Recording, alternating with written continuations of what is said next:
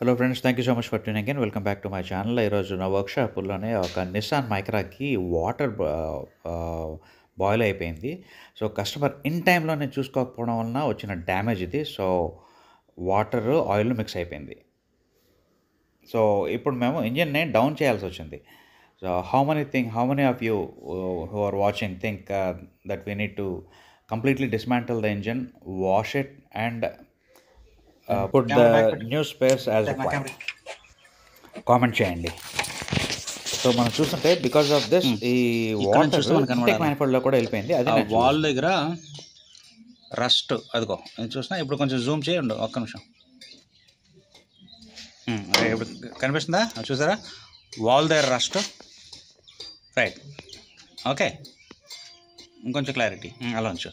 So ఏదైతే నేను torch చేస్తున్నాను కదా, ఆ రస్ట్ కనిపిస్తుందా? రైట్, ఇప్పుడు బాగుందా? సో వాల్ దగ్గర వాటర్ రావాల్సిన అవసరం లేదుగా. అంటే గ్యారంటీగా బోర్ పైన వాటర్ ఉంటుంది. ఇది ఏ సిలిండర్? ఇది మూడో సిలిండర్. ఇంజిన్ టైమింగ్ సైడ్ చూస్తే ఇది మూడోది. రెండో దాన్ని చూస్తే రెండో దానికి కూడా కొంచెం వచ్చింది.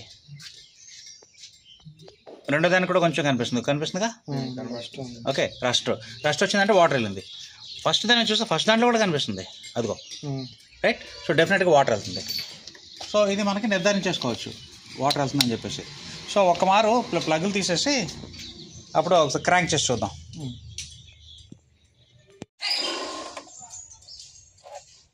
టిష్యూ చూపించు, కొట్రా.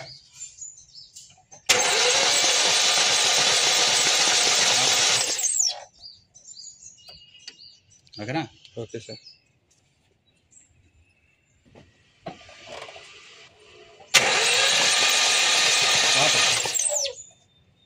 సెకండ్ కొట్టు మళ్ళా.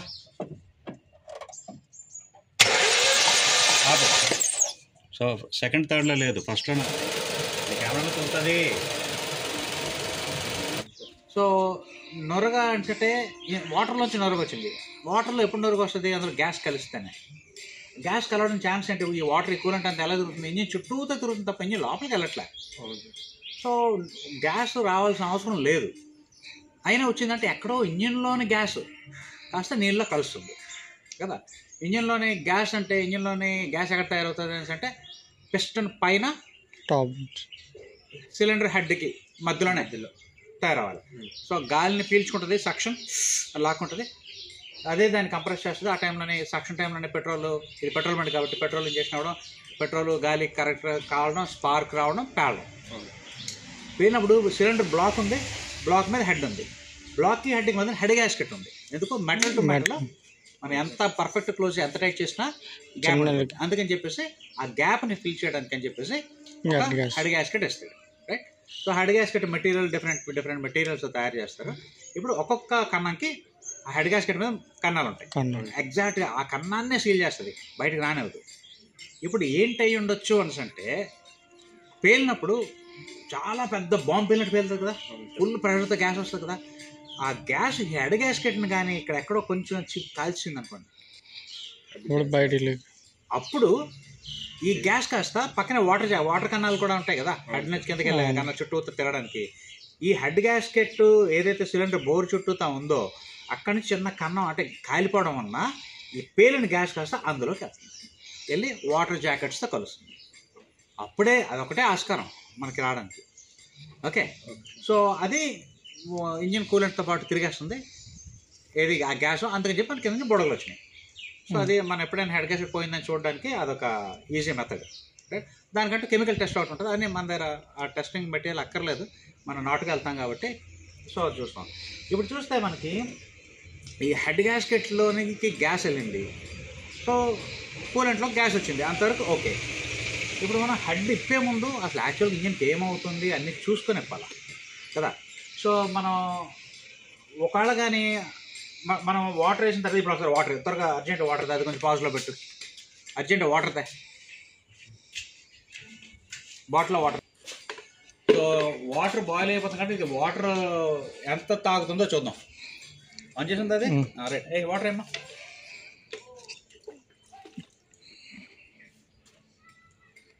ఇదొక హాఫ్ లీటర్ వాటర్, అది మగ్గంటే 1 లీటరా? లీటరా? అసలు మొన్నే నింపాం కదా, అవును సార్. మళ్ళీ ఎంత పడుతుందో చూద్దాం.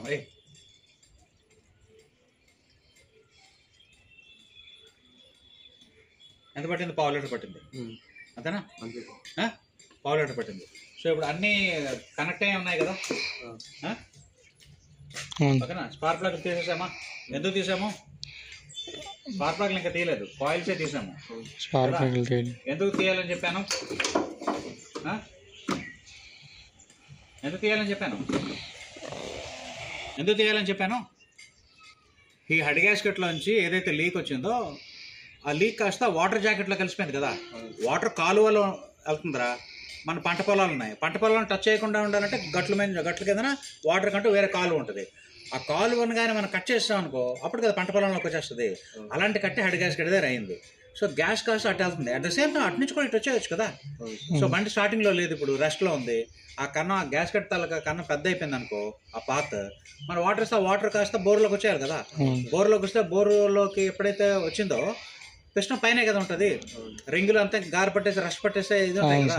మరి అదే కదా అప్పుడు మన తెలియకుండా మనం స్టార్ట్ చేస్తాం అనుకో, పైన వాటర్ ఉండిపోద్ది బోర్ పైన, పిస్టన్ పైన. మనం తెలియకుండా స్టార్ట్ చేస్తే హైడ్రాలోకి వచ్చి కంటైనర్ బెండ్ అయిపోతాయి లేదా. అందుకని చెప్పేసి స్పార్క్ ప్లగ్లు తీసేసి అప్పుడు మనం క్రాంక్ చేస్తాము, సో దట్ ఆ రిస్క్ ఉండకూడదని. ఆల్రెడీ బెండ్ అయి ఉంటే మనకు తెలియదు, మరి బండి మనకి అలాగే రన్ చేసుకుని తెచ్చేసారు. సో చూస్తా ఇక్కడ చూపించు. ఆల్రెడీ ఇక్కడ గారు పట్టేసింది ఫుల్గా. చూడు ఇదంతా క్లీన్గా ఉంది. ఇది చూడు, ఇది చూపించు, అది చూపించు. ఇప్పుడు చాలా దూరం నుంచి చూపించు, లోపల చూపించక్కర్లే. ఇది చూడు ఎంత క్లీన్గా ఉంది. ఇది చూపించు, అది చూపించు. చూసా? సో తేడా ఇది ఎంత క్లీన్గా ఉంటే అన్నీ అలాగే ఉండాలి, రైట్? సో ఇప్పుడు పేరుకి మనం టార్చ్ చేసుకొని చూస్తే లోపల ఇటు సైడ్ స్పార్క్ ప్లగ్స్ ఉంటాయి. లోపల మనకి స్పార్క్ ప్లగ్లు తీయలేదు. సో లోపల స్పార్క్ ప్లగ్ ఉందా కదా, రైట్? ఆ టైపు ప్లగ్ల దగ్గర ఏం వాటర్ కంటెంట్ లేదు కదా. ఈ టైపు ఇచ్చేవారిది ప్లగ్ దగ్గర వాటర్ కంటెంట్ లేదు. అంటే ఇదంతా గారి పట్టిందంతా వాటర్ వాష్ చేసినప్పుడు వాటర్ వలన. సో ఇప్పుడు ప్లగ్లు కానీ మనం తీసేసాం అనుకో, అప్పుడు పిస్టన్ పైకి వచ్చినప్పుడు ఏమైనా వాటర్ ఉంటే పైకి తన్నేస్తే తప్ప కంటైనర్ రాడ్లు బెండ్ అవ్వవు. ఎందుకంటే హైడ్రోలాక్ అవ్వదు, హైడ్రోలాక్ అంటూ ఉండదు, మనం తీసేస్తాం కాబట్టి. అది సేఫ్ సైడ్, రైట్? ఆ సేఫ్ సైడ్ ఇదంతా కనిపిస్తుందా? సో అది సేఫ్ సైడ్ ఉంటుంది. అందుకని చెప్పేసి ఆ సేఫ్ సైడ్ ఉంటాను కానీ ముందు ప్లగ్లు తీసేస్తాం.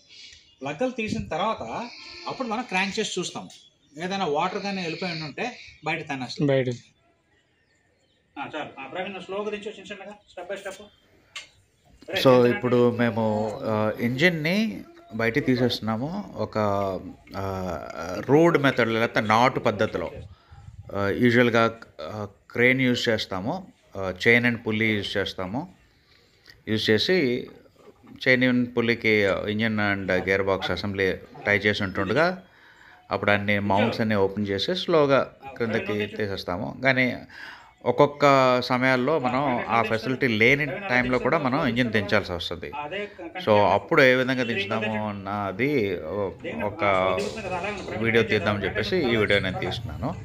సో ఇంజిన్ మనం డౌన్ చేయాలని అంటే ఫస్ట్ పెరిఫెరల్స్ అన్నీ తీసేయాలి. పెరిఫెరల్స్ ఇన్ ద సెన్స్ అన్ని వైరింగ్ కనెక్షన్స్, ఇంకేమైనా ఎక్స్ట్రా వాటర్ రేడియేటర్ ఉన్న water connections, two coolant hoses, heater hoses, extra battery wiring, self మోటార్కి వెళ్ళేవి, ఆల్టర్నేటర్కి వెళ్ళేవి, నెక్స్ట్ ఏసీ అటాచ్మెంట్స్ అన్నీ తీసిన తర్వాత ఇంజిన్ మీద ఉంటే ఏబిసి అన్న 3 మౌంటింగ్స్ని మనం బేసికల్గా యూజువల్గా ఇంజిన్స్ ఆ 3 మౌంటింగ్స్ మీద ఉంటుంది.